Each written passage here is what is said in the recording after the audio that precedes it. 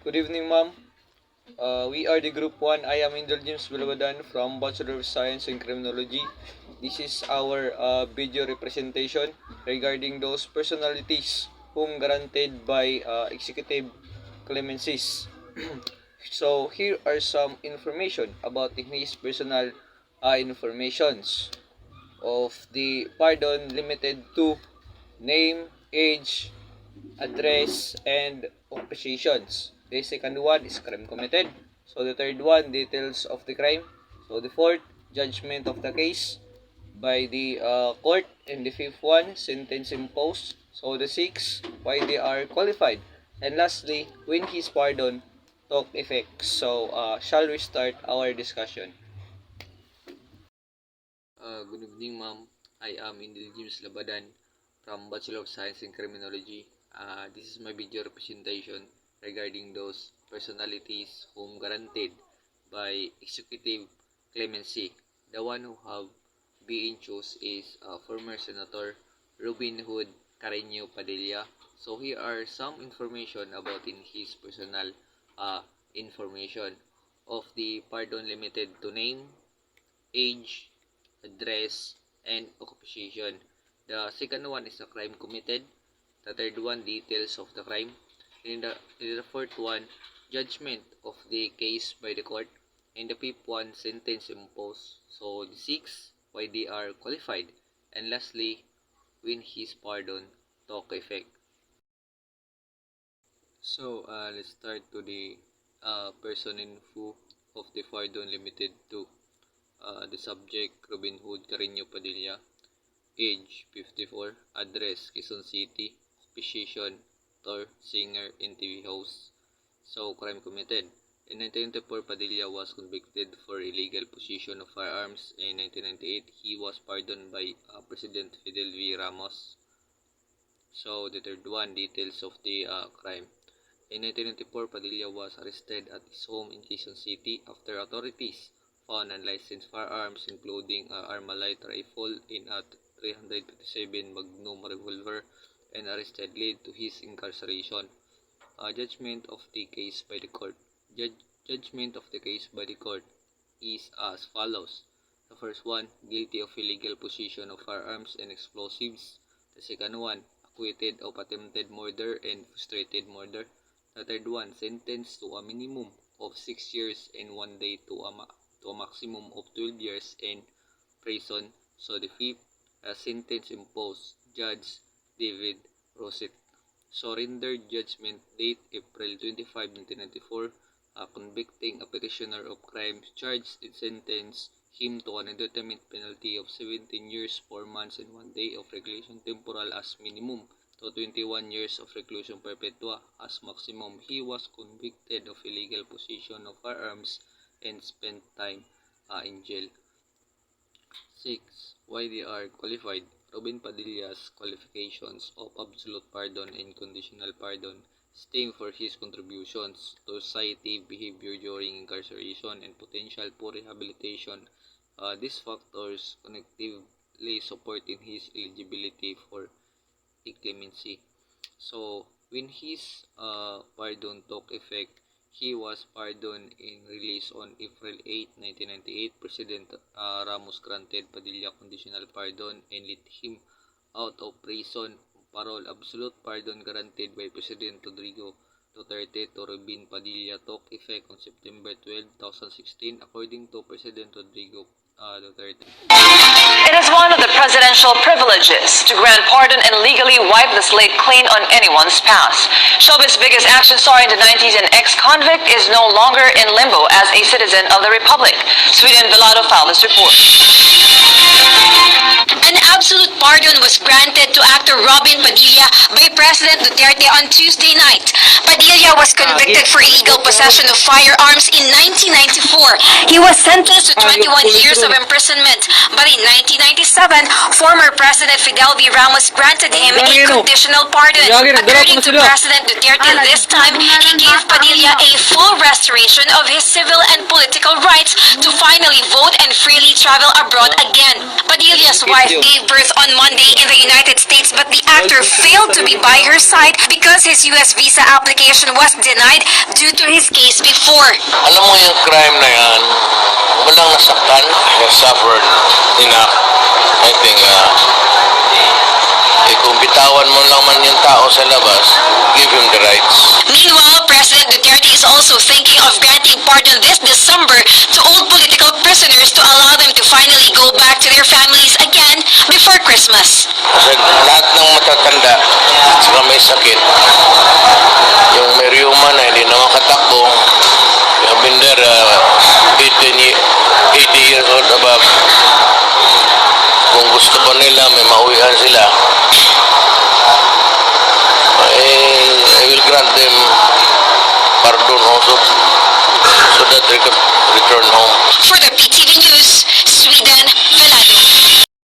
Good morning, ma'am. I am Joey Corpus Pamilgan, third year criminology, section Bravo.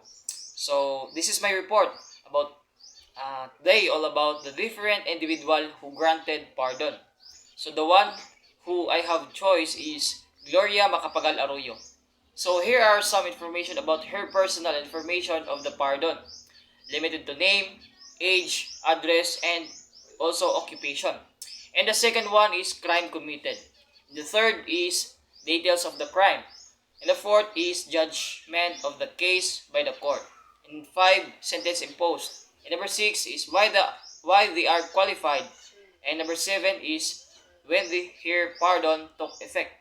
So name Gloria Macapagal Arroyo. And age is 76. Address Quezon City.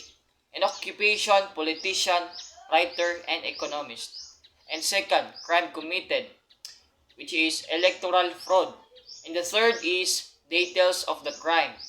In 2011, Arroyo was arrested and charged with electoral fraud, particularly in relation to the 2007 senatorial elections. She was accused of conspiring to rig the results in favor of her politician allies. The case went through a lengthy legal process, and Arroyo was detained for several years while awaiting trial.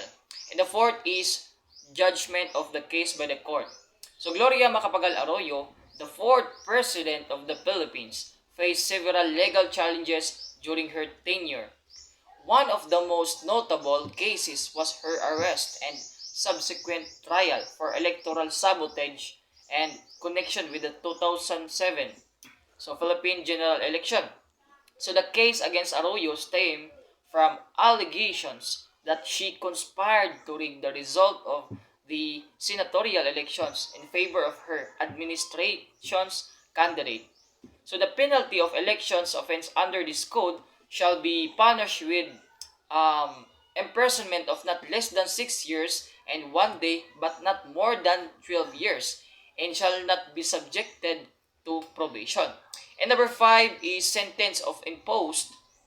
So Gloria Macapagal Arroyo, the former president of the Philippines, was imposed sentence of 12 years in prison in Plunger 2012.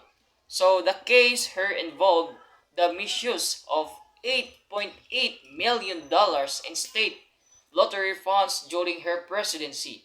However, in 2016, the Supreme Court acquitted her of plunder due to insufficient evidence.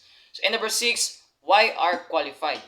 So, Gloria Macapagal Arroyo is qualified due to her extensive experience in education, in politics, and also governance. So, Arroyo's qualifications stem from extensive experience in governance, her academic achievements, and her demonstrated leadership during critical period in Philippine history.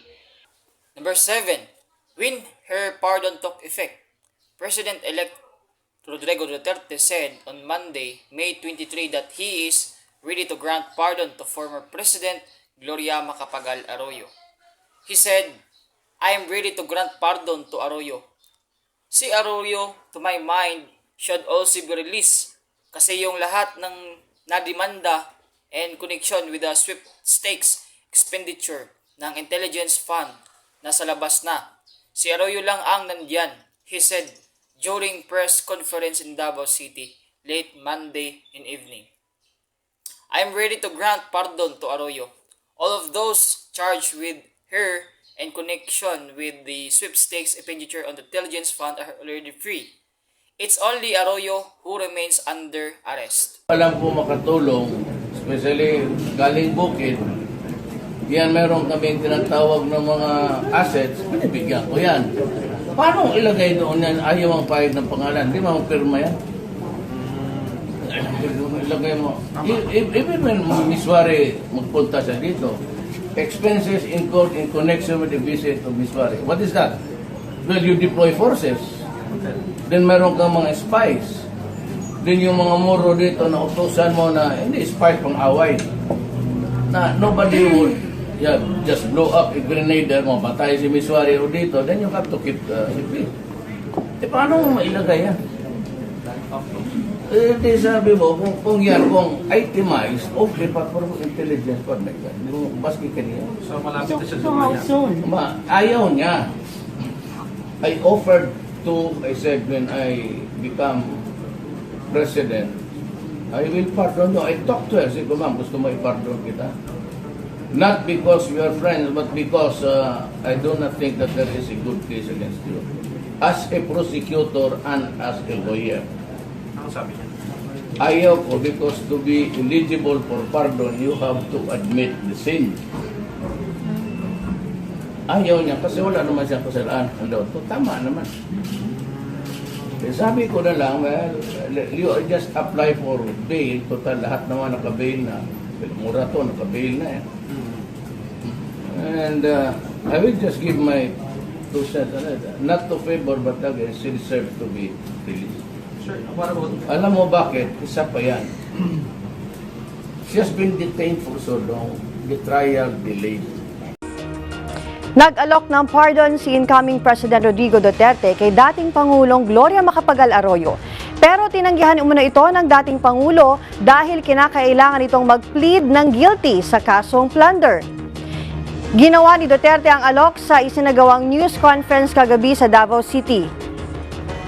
Si Arroyo na muling nahalal sa ikatlo at huling termino bilang congressional representative ng 2nd District ng Pampanga ay naka-hospital arrest sa Veterans Memorial Medical Center dahil sa umano'y paglustay sa intelligence funds ng PCSO nang siya ay nakaupo pa bilang Pangulo. Sinabi ni Duterte na sa lahat ng mga respondent sa kaso, tanging si Ginang Arroyo ang nananatiling nakakulong at naawa siya sa kalagayan ng may sakit na mababatas. Ayon kay Duterte, kinausap niya si Arroyo at nag-alok ng pardon pero tinanggihan ito dahil ayaw niya mag-plead ng guilty sa kasong plunder. Good day everyone. The personality that I have been chosen is Joseph Ejercito Estrada, also known as Erap Estrada, our former president of our country, which is here in the Philippines. And he was 86 years old at the moment. He also lived and he was born on Tondo, Manila. And the crime that he violated or he committed was plunder and perjury. However, after a lengthy trial, Sandigang Bayan found Erap Estrada not guilty of the crime of perjury. However, he was found or deemed guilty with the crime of plunderer. And all of his co-accused was acquitted. And the judge imposed a sentence to Erap Estrada with a penalty of reclusion perpetua because he violated the Republic Act number 7080, also known as Anti-Plunderer Law. Later on that, after the recommendation and consideration of the DOJ, Gloria Macapagal Arroyo, which is our former president, granted executive clemency or pardoned Erap Estrada because he is qualified. And he is qualified for some specific reason. Those reasons are, first, whereas the policy of this administration is to release inmates that reaches 70 years old. Second is, whereas Joseph Ejercito Estrada has been under detention for 6.5 years. And lastly, whereas Joseph Ejercito Estrada publicly committed to no longer seek any positions on political and office. And after that, Gloria Macapagal Arroyo granted executive clemency to Erap Estrada, and the crime conviction by Sadigang Bayan to Erap Estrada, which is plunder, is now he is acquitted, and his political and civil rights was restored. And this pardon took effect on October 25, 2007. Jaime Tadio. He came from Bukawe, Bulacan. He is a Filipino peasant and organic farming activist. He used to work as a government employee and help farmers in Bulacan even before he became a prominent figure in agrarian reform movement. When he was 25 years old, Tadio worked under the Bureau of Agricultural Extension of the Department of Agriculture. Tadio became active in helping farmers fight for their lands after former President Diosdado Macapagal introduced and reform in the country. He also worked under the National Irrigation Administration. The late peasant leader resigned in 1979 and became the manager of Central Bulacan Area Marketing Cooperative. Jaime Tadio committed estafa. In 1990, Tadio was jailed for what he described as trumped-up charges of swindling in connection with a 200,000 rice inventory shortfall in a farmer's cooperative that he had taken over after its manager was shot dead.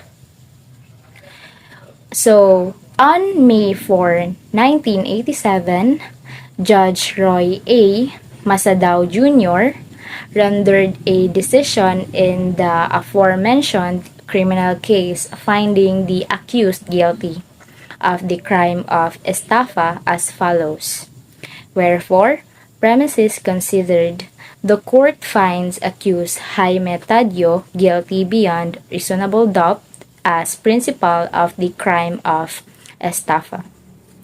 As charged in the information and hereby sentences him to suffer an intermittent period of imprisonment of 6 years and 1 day to 8 years of prison mayor as minimum to 10 years and 1 day to 12 years of prison mayor as maximum, and all the accessory penalties provided by law, with cost de officio.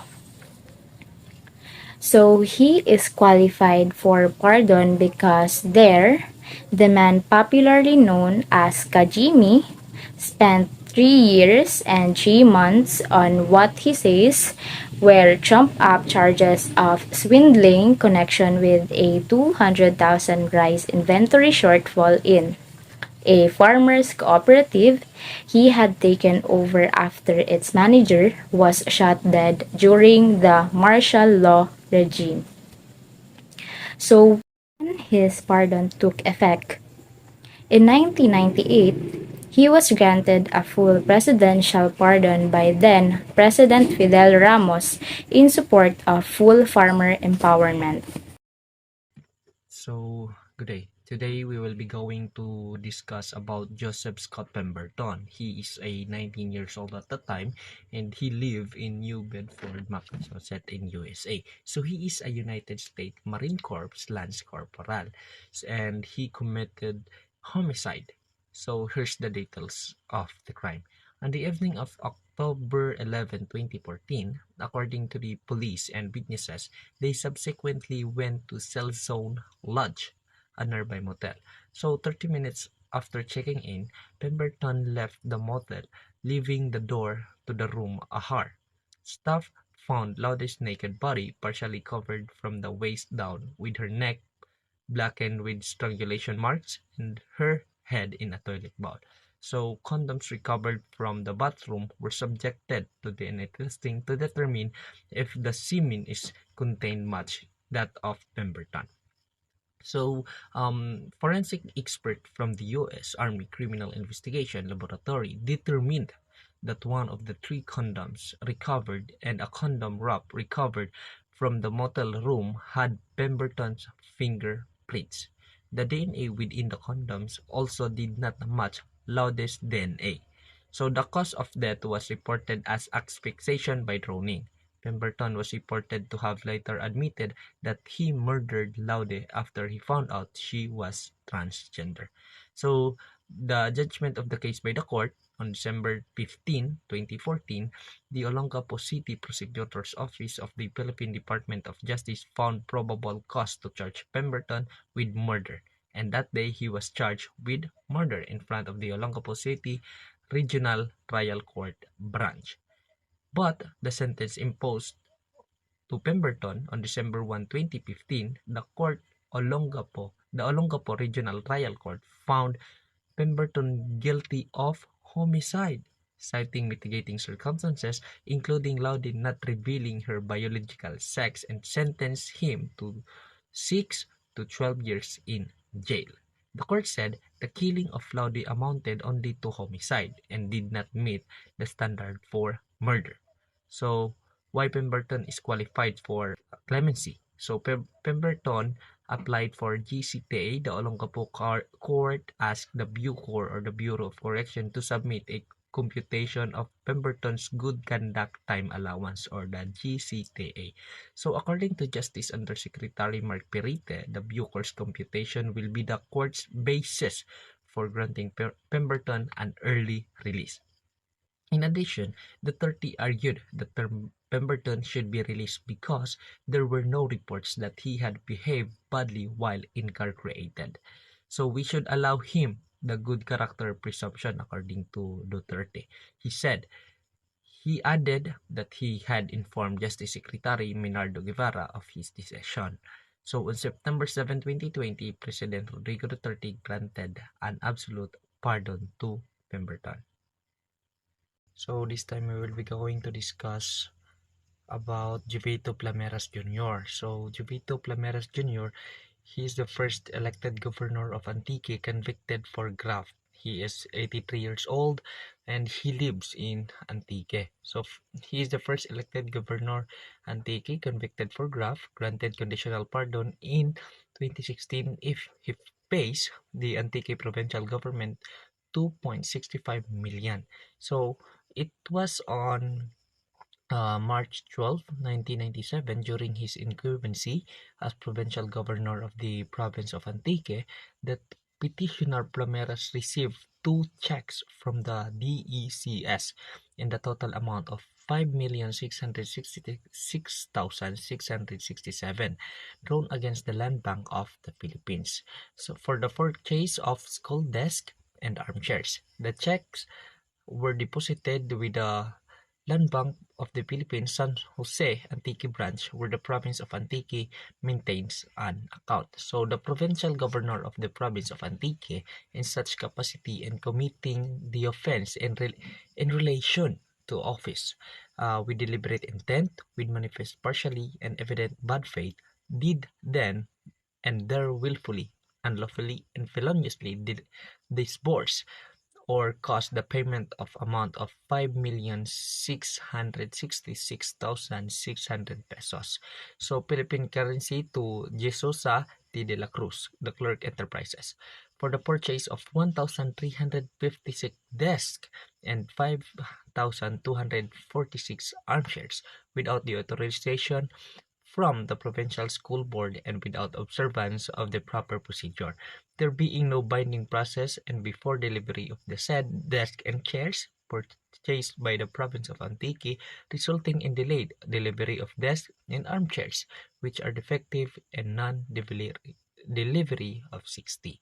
Now, the sentence accused Jovito C. Plameras Jr. guilty beyond reasonable doubt of the offense of the violation of Section 3 of the Republic Act 3019. Judgment is hereby rendered sentencing the said accused to an indeterminate prison term of 6 years and 1 month and minimum to 10 years as maximum, and to suffer perpetual disqualification from the public office. So in January 13, 2017, President Duterte has granted conditional pardon to former Antique Governor and Representative Jubito Plameras Jr. if he pays 2.6 million pesos.